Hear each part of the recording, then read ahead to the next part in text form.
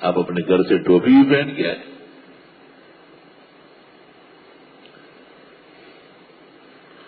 مسجدوں میں ہر طرح لوگ صفوں میں گھستے، ان کو یہ معلوم نہیں کہ صف کے کیا آداب ہے. تو مصلی پر جو امام عالی مقام ہے، کیا اس کا فریضہ نہیں ہے کہ وہ اعلان کرے بھائیوں، بزرگوں، داڑھی والوں، صفوں میں آگے آؤ، اور جو بے داڑھی ہے، بے ریش ہے، ان میں ابھی کمی ہے، وہ قدرے پیچھے کھڑے رہے. لوگ مسجدوں میں لڑنے نہیں آتے، سیکھنے آتے.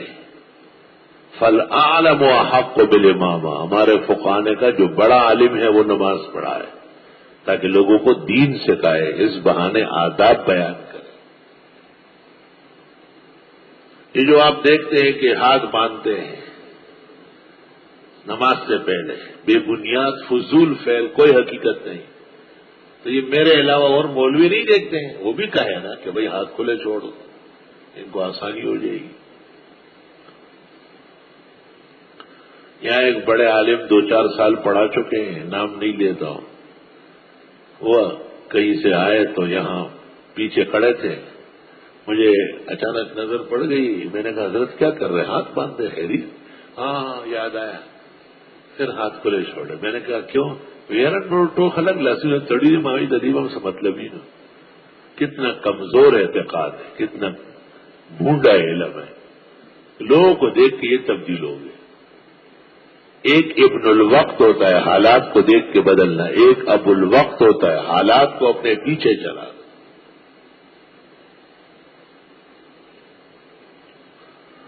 یہ جو دونوں ہاتھوں سے تسبیحات پڑھتے کہ وہ میرے علاوہ اور مولوی آنکھوں سے اندھے ہیں کیا؟ ان کی آنکھیں ختم ہو چکی ہیں، وہ خود دونوں ہاتھوں سے کرتے ہیں. جبکہ حدیث ابو داؤد میں صحیح صریح موجود ہے، اے بیمینی ہی باب و عدد التسبیحات، جو مشہور نسخہ ہے ابو داؤد شریف کا 210 صفحہ ہے. کیا ملا علی قاری نے مرقات 363 صفحہ جلد 2 پر نہیں لکھا کہ بالیمین فقط لحدیث صح فیہ، صحیح حدیث اس میں وارد ہے. کیا تحتاوی 172 صفحے پر نہیں لکھتے ہیں کہ نمازوں کے بعد تسبیحات صرف دائیں ہاتھ سے ہیں؟ فقہ کی معتبر کتاب نہیں ہے تحتاوی علی المراقی. مجمع بحار الانوار جلد 5 تکملہ جسے کہتے ہیں، 587 صفحہ، بالیمنا فقط، صرف دائیں ہاتھ سے. اور کتنی کتابوں میں ہوگا یہ 3-4 تو ہم جیسے کمزور مطالعے اور علم والے انہوں نے تلاش کر کے مولویوں کے عذاب سے بچنے کے لیے. ہاں جنگیاں نہیں بھیجے گڑی نہیں گیا اس طرح ہو باقاعدہ پاوالا پر دلیل خبریں کی بغلیش. وہ ہمارے ایک ساتھی ہے یہاں کے نمازی ہے، وہ کئی نماز پڑھتے تھے تو وہاں 2 بڑے بڑے مولوی، بڑے بڑے مولوی جو ملکوں میں مشہور ہے، ان کو دیکھا، ایک بھائی ادھر کھڑا ہے ایک ادھر کھڑا ہے اور دونوں ہاتھ چلا رہے ہیں، دونوں دائیں بھی بائیں بھی. میں کہتا ہوں شکر ہے کہ ٹانگیں نہیں چلاتے. تو جو تو میں کہتا ہوں شکر کرو احسن للوم آئے، ورنہ اس کے بعد ٹانگ اٹھانے والے تھے. بایاں ہاتھ کو تو استعمال کر لیا آپ نے، اب صرف ٹانگ باقی. تو انہوں نے کئی دریافت کیا ان سے، بے تکلفی قریبی تعلق ہے کہ حضرت ہم وہاں احسن مسجد میں نماز پڑھتے ہیں، ہمارے مفتی صاحب کہتے ہیں کہ یہ تسبیحات صرف دائیں ہاتھ سے. ہاں وہ چھوڑا جی ہوتا ہے، ایسی چھوٹی چھوٹی باتیں کرتے ہیں.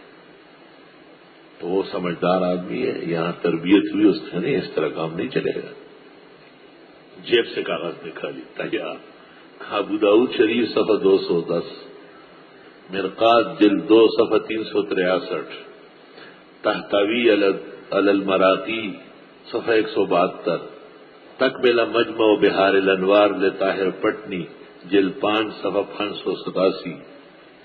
یہ کتابیں ہیں دنیا میں، کہاں ہے کہ یہ معتبر ہے، کہاں معتبر ہے کہ ان میں دیکھنا چاہیے. اگر ہے تو صحیح ہونا چاہیے، اور اگر نہیں ہے تو مجھے بتائیں، میں ان کو کہتا ہوں انشاءاللہ اعلان کریں گے معافی کا.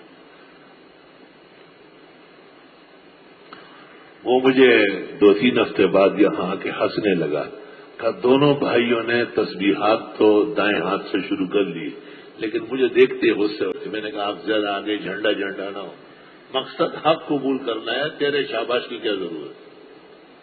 حالانکہ انصاف اور دیانت یہ کہ انہیں بلائے، ان کو کہے کہ یہ مسئلہ صحیح ہے، مولانا کو سلام کہے، ہم شکر گزار ہیں۔ ایک بہت بڑے ادارے کے مفتی یہاں تشریف لائے امتحانات کے سلسلے میں نے کہا کہ یہ تسبیحات آپ کے ہاتھ سے فتوے نکلتے ہیں دونوں ہاتھوں سے، خیر تو ہے۔ ایک عالم کا افریقہ سے کوئی تحریر آئی، اس کا ذکر کیا، میں نے کہا اس کا جواب الاحسن میں آیا ہے اور 100% غلط تحریر اور بے خبری پر موقوف ہے۔ اس کو یہ معلوم ہی نہیں ہے کہ حنفی کتب میں وضاحت ہے کہ تسبیحات دائیں ہاتھ سے، کتابیں لکھوائی تو باقاعدہ شکریہ ادا کیا۔ انشاءاللہ آپ صحیح فتویٰ لے کے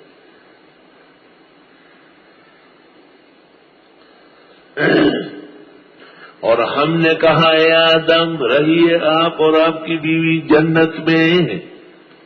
بعض مولوی جب سفر پہ جاتے ہیں تو بیوی کو بھی ساتھ رکھتے ہیں اور دلیل میں پیش کرتے کہ رسول اکرم صلی اللہ علیہ وسلم جب جہاد کے لیے یا صلح حدیبیہ کے وقت عمرے کے لیے یا عمرۃ القضاء کے لیے یا حجۃ الوداع کے لیے تو آپ نے ایک نہ ایک بیوی تو کم از کم ہوتی تھی۔ بخاری میں ہے کہ آپ اقرع بینہن فایتما خرجت سہمھا، آپ قرعہ ڈالتے تھے اور جس کا نکل آتا تھا اس کو ساتھ رکھتے تھے۔ عفق کے موقع پر عائشہ صدیقہ کا نکلا، ٹھیک ہے، ضرورت ہو تو بیوی کو ساتھ رکھ سکتے ہیں،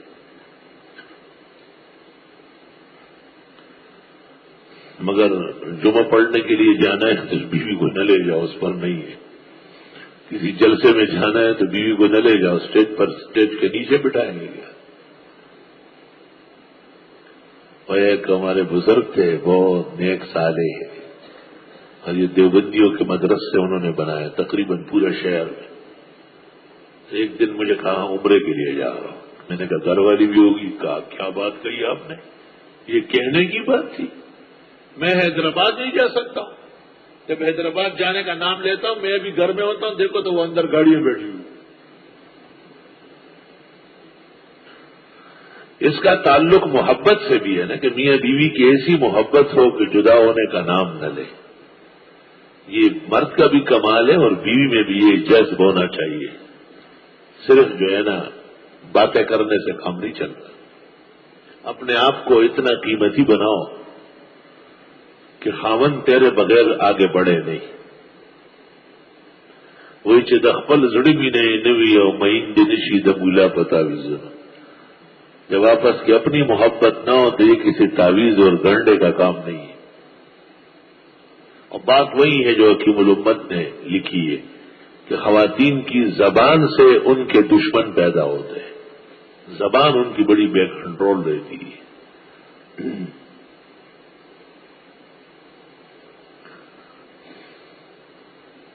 وَقُلْنَا يَا آدَمَ، اور ہم نے کہا اے آدم رہیے آپ اور آپ کی بیوی۔ پہلے مرد کا ذکر اور پھر عورتوں کا ذکر۔ یہ کیا کہتے ہیں؟ یہ کہتے ہیں لیڈیز اینڈ جینٹل مین، ان کے ہاں عورت کا ذکر پہلے ہے، لیڈیز اینڈ جینٹل مین نہیں، حضرات اور خواتین۔ عربی میں کہتے ہیں سید و سادات، پہلے مرد پھر عورت۔ بعض کتابوں میں لکھا ہے کہ بعض چیزوں میں عورت مقدم ہے، تو اس میں لکھا ہے لِجَزْعِهِنَّ وَفَزْعِهِنَّ وَقِلَّةِ صَبْرِهِنَّ، جزا فضا اور بے صبر بہت زیادہ ہے، کوئی کمال کی وجہ نہیں ہے۔ مثلا کئی دعوت ہے، مرد بھی بیٹھے ہوئے ہیں، عورتیں بھی ادھر بھری ہوئی ہے، اب عورتوں کے ساتھ بچے کچے شور شرابہ ہنگامہ، تو لوگ کہتے ہیں یار ان کو پہلے کھلاؤ تاکہ جان چھوٹے۔ لِقِلَّةِ صَبْرِهِنَّ وَجَزْعِهِنَّ وَفَزْعِهِنَّ، ہدایت جلد ثانی، کیونکہ جزا فضا بہت کرتی ہے، صبر و استقامت نہیں ہے۔ کارڈ پر باقاعدہ بیوی کا نام لکھتے ہیں، وہ نام کی کیا ضرورت ہے، بس لکھ دو اہلیہ فلاں. اور ہم نے کہا اے آدم رہی آپ اور آپ کی بیوی جنت میں. یہ جنت ہی تھی. خدا کے لیے آسمان و زمین سب ایک ہے. معتزلہ اور بعض کمزور اہل سنت کا یہ کہنا کہ یہ زمین کی کوئی جنت تھی، بعد میں ختم کر دی گئی. میرا ڈکوسلا اور فضول بات ہے. جنت تو جنت ہی ہوتی ہے. بنیادی طور پر یہ بات اس لیے غلط ہے کہ آدم کو جنت اس لیے سیر کرایا کہ ابنائے آدم کو ترغیب ہو. تو انہوں نے جو جنت دیکھی وہ ختم ہی ہو گئی، تو ہمیں کس بات کی ترغیب ہو رہی؟ ہمارے باپ کی جنت تو رہی ہی نہیں ہے. یہ فضول بات ہے. اہل سنت والجماعت کے جماہیر اولین و آخرین مفسرین و محدثین کہتے جنت معروف جنت جس کی ترغیب انبیاء و مرسلین کے ذریعے کرائی گئی ہے، وہی حضرت آدم کو سیر کرائی. اول الانبیاء اور آخر الانبیاء حضرت محمد صلی اللہ علیہ وسلم کو معراج میں سیر کرایا، تاکہ یہ بات کسی حد تک مشاہدے میں بھی رہے. بھائی جنت کسی نے دیکھی؟ آدم علیہ السلام نے نہیں دیکھی، جناب رسول اللہ صلی اللہ علیہ وسلم نے معراج میں نہیں دیکھی. رہنما کا دیکھنا کافی ہے. جب سارے امتحانات اور بکیڑوں سے آدمی نکلے تو پھر اللہ تعالیٰ جنت نصیب فرماتے ہیں. تھک تھکا کے انسان مومن جاتا ہے. آئے آئے وَكُلَا مِنْهَا رَغَدًا، اور کھاؤ یہاں سے کھل کر. ہر چیز کھاؤ پیو. دنیا میں ہر چیز نہیں کھا سکتے. گرم چائے پی لی تو ٹھنڈا شربت خبردار. سخت چیزیں کھائی کم کھاؤ ورنہ پیٹ میں پھنس جائے گی، درد شروع ہو جائے گا. بلکہ کہتے ہیں کہ جتنا کم کھائے اتنا ہی صفات انسانیت بلند ہوگی. اور سیر ہونے سے پہلے ہی بس کر دے اور ہمیشہ بھوک رکھے. اندرون استعام خالی دار، یہ پیٹ ذرا خالی رکھو. تا درو نور معرفت بینی، یوں اللہ کی معرفت کا نور نظر آئے گا.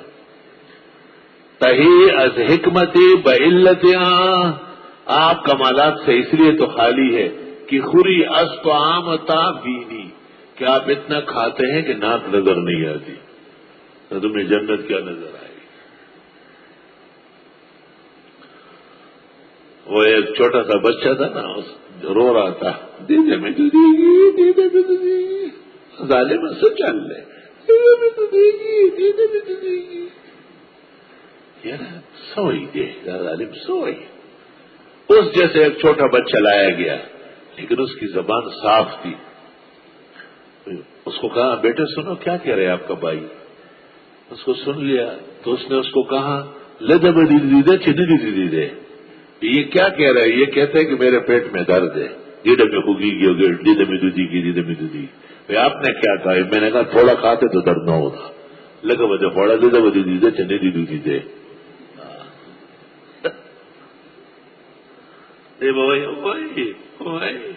وہی مارو پڑو کرنا سنڈا والے سورو سنڈا اونچی چلو. یہ کیا ہے؟ یہ اپنے ہاتھ کا مارا ہوا رزق کا اندازہ. لگ خورا تل خورا، تھوڑا کھاؤ ساری زندگی کھاؤ. ڈیر خورا گنڈیر خورا، زیادہ کھاؤ سینکیا کھاؤ کہ ڈرد ہو جائے، ختم ہو جائے. مولانا روم بھی کہتے خورد کو ند رنجور را رنجور تر، وہاں کے معمور است را معمور تر. کم کھاؤ گے تو رزق کھایا، زیادہ کھایا تو رزق نے تجھے کھایا.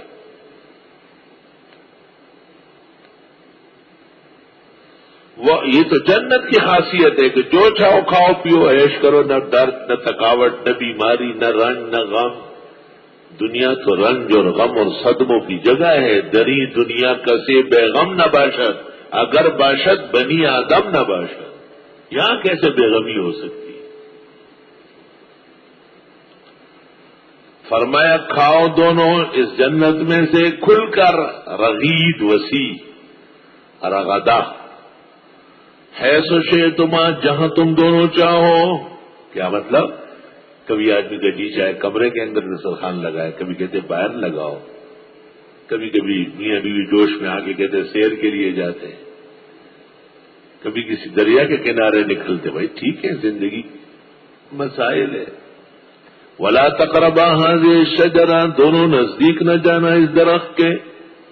فتکونا من الظالمین، پس ہو جاؤ گے نامناسب کام کرنے والوں میں سے. کسی ایک درخت کے بارے میں بتایا گیا کہ اس کے قریب نہ جانا.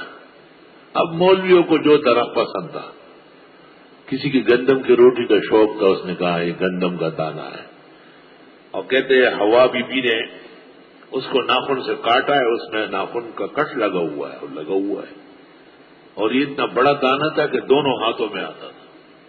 گٹتے گٹتے گٹتے یہ چیز بن گئی. کسی نے اور پھلوں کا نام لیا ہے. حضرت اقدس مولانا مفتی محمود صاحب رحمت اللہ علیہ فرماتے تھے شجرہ ممنوعہ وہ درخت جس سے کھانا تو چھوڑو قریب جانے کی اجازت نہیں تھی. بعض علماء کہتے ہیں کہ اس شجرہ سے مراد جمع ہے. اللہ تعالیٰ نے آدم و حوا کو کہا خوب کھاؤ پیو، لیکن یہ اصلی کام نہ کرنا. تو یہ کس کام کے لیے بی بی حوا پیدا ہوئی؟ قرآن خوانی کے لیے پیدا ہوئی تھی. وہ کہہ رہے زوجو کا، یہ عجیب بات ہے. یہ تفسیر کرتے ہوئے یہ خیال نہیں ہو کہ میاں بیوی ہوتے کیوں ہیں. جیسے بعض زبانوں میں کہتا نا کہ ان کے درمیان شجرہ پیش آیا، تو اس نے یہ خیال کیا ہے کہ یہ بھی کوئی عربی ہے. شجرہ کا اطلاق عربی کی کسی کتاب میں جمع پر نہیں، عربی سے بے خبری کی تفسیر ہے. اور میاں بیوی کو جنت میں بھی جمع کی اجازت ہے، احادیث سے ثابت ہے. یہ جو اتنی ساری حوریں دیں گے 72، تو صرف چاٹنے کے لیے دیں گے. ہاں، نہانے شیب و انوسل الازارا سوا تقبیل وجہ نوات نہ تھی. حافظ شیرازی کہتے ہیں کہ بڑھاپے کی وجہ سے اور کوئی کام تو نہیں ہو سکتا. ہاں، بوس و کنار ہو سکتا ہے، وہ جو اصلی کام ہے وہ تو بڑھاپا ساتھ لے گیا. ایک بوڑھے سے حکیم نے پوچھا کہ بیوی کے قریب ہوتے ہو؟ اس نے کہا نہیں، ہم بہن بھائی ہو چکے ہیں. ہم بہن بھائی بہت پہلے ہو چکے ہیں، بہن بھائی. مطلب یہ ہے کہ قدرت ختم ہو گئی. ویچ نخان وے نخانی وے چچ پلاستور مسلی وے ہائے چزوانی وے. خوشحال خان خٹک غریب چگے والے جڑے گا زوان خیر سر والے کولو کار کے دو نا آتے لاڑا یو شاخل سر نکاو کا اغاو سد دے اور داور مانے لاس طرف ببوز خدے را خدے یو کڑی سونا تو رنگڑے پیدا شوئے اگا کارغیم ریک کے دے یو کارغم پیدا شوئے. خوشحال خانو قتل وہی جڑل ماں بسمر پکے مخابو کے ہو پہیش و عشرت کے ساتھ لے خورمان دے سے زوانی وے چنا خان وے او نہ خانی وے اور چچ پلاس تھر مسلی وے او خوچ زوانی وے. علماء دین نے اس لیے کہا ہے نا کہ بے وقت شادی نہ کی جائے تاکہ حقوق و آداب کا پورا لحاظ. ہم نے کہا اے آدم رہی آپ اور آپ کی اہلیہ جنت میں، کھاؤ اس میں سے کھل کر جہاں چاہو، لیکن قریب نہ جانا اس ایک درخت کے. فتکونا من الظالمین، پس ہو جاؤ گے نامناسب کام کرنے والوں میں سے. چنانچہ کہتے ابلیس ایک اچھی شکل میں داخل ہوا یا وسوسہ ڈالا. قرآن تو کہتے ہیں فوسوسہ لہما الشیطان وقال ما نہاکما ان تلکما الشجرہ الا ان تکونا ملکین او تکونا من خالدین او تکونا ملکین او تکونا من خالدین فی الارض، کہ یہ درخت کھا کے یا فرشتے ہو جاؤ گے یا ہمیشہ رہو گے. وقاسمہما، قسمیں کھائی دونوں کے سامنے. پہلا موقع تھا، اس سے پہلے تو خدا کا نام ایسا استعمال نہیں ہوا ہے. آدم علیہ السلام اور حوا نے اعتماد کیا اور اس میں سے کھا لیا.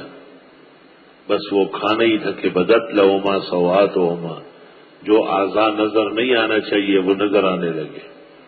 وطفقا یخصفان علیہما من ورق الجنہ، جنت کے پتے رکھنے لگے. اللہ تعالیٰ نے کہا الم انہکما عن تلکما الشجرہ واقل لکما ان الشیطان لکما عدو مبین. میں نے تو کہا تھا کہ اس میں سے نہ کھانا، شیطان نے دشمنی کر لی تم سے. فَأَزَلَّهُمَا الشَّيْطَانُ عَنْهَا، أَزَلَّ يُزِلُّ، ذل یذل کے معنی آتے ہیں پاؤں پھسلنا.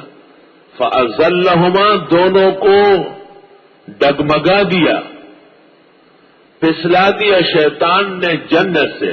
فَأَخْرَجَهُمَا، پس نکال باہر کیا ان کو، مما كانا فی، ان نعمتوں سے جن میں دونوں تھے. وہ درخت جس کا پھل کھانا جائز نہ تھا اور وہ کھا لیا تو حضرت کو تقاضا پیدا ہوا، جسم سے جنتی کپڑے اتر گئے اور دنیا میں آنا پڑا. قُلْنَا اهْبِطُوا بَعْضُكُمْ لِبَعْضٍ عَدُوٌّ، ہم نے کہا اترو، بعض تمہارے بعض کے دشمن ہوں گے. دنیا تو ایسی جگہ ہے، آئے دن کی دشمنی، تنظیمیں، آپس میں لڑائی جھگڑے، قبضے. وَلَكُمْ فِي الْأَرْضِ مُسْتَقَرٌّ، اور تمہارے لیے زمین میں جائے قرار ہے، وہ متاعٌ، اور فائدہ ہے، الہین، ایک وقت تک. حق تعالیٰ نے کہا اترو یہاں سے. اہبطوا، جمع کا صیغہ ہے. کہتے ہیں کہ ابلیس نے سام کی شکل اختیار کی اور سام مور کے پیروں میں لپٹ گیا، اور مور جنتی پرندہ تھا، طاؤوس. تو آدم، حوا، سام، مور سب کو بگا دیا. نکلو یہاں سے. سام تو دشمن ہے ہی، اور مور کے پیر بڑے گندے اور خراب ہیں. بہت خوبصورت ہے لیکن پیروں کو دیکھے توبہ، کیا بلا و آفت اس کی پیروں پہ ہے. اور زبردست طریقے سے سام کو کاٹتا ہے، کیونکہ اس کا پیروں کا حسن اس کی وجہ سے ختم ہوا ہے. یہ روایت وہ اسرائیلی ہے لیکن مفسرین نے قبول کی ہے. اور حضرت شیخ الہند مولانا محمود الحسن رحمۃ اللہ علیہ نے بھی تفسیری فوائد میں یہاں نقل کی ہے. اس لیے شیخ القرآن مولانا طاہر پنجپیری کا اعتراض بے خبری پر عمل ہے.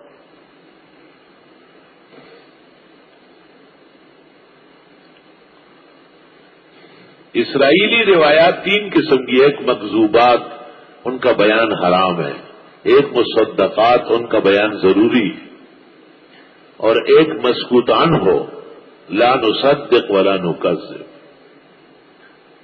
جو لوگ ہر بات پہ کہتے ہیں اسرائیلی روایت ہے، ان کو بخاری شریف کا پتہ نہیں ہے. بخاری میں حدثوا عن بنی اسرائیل ولا حرج، بعض اسرائیلی روایات بیان کر سکتے ہو، کوئی ایسی بات نہیں.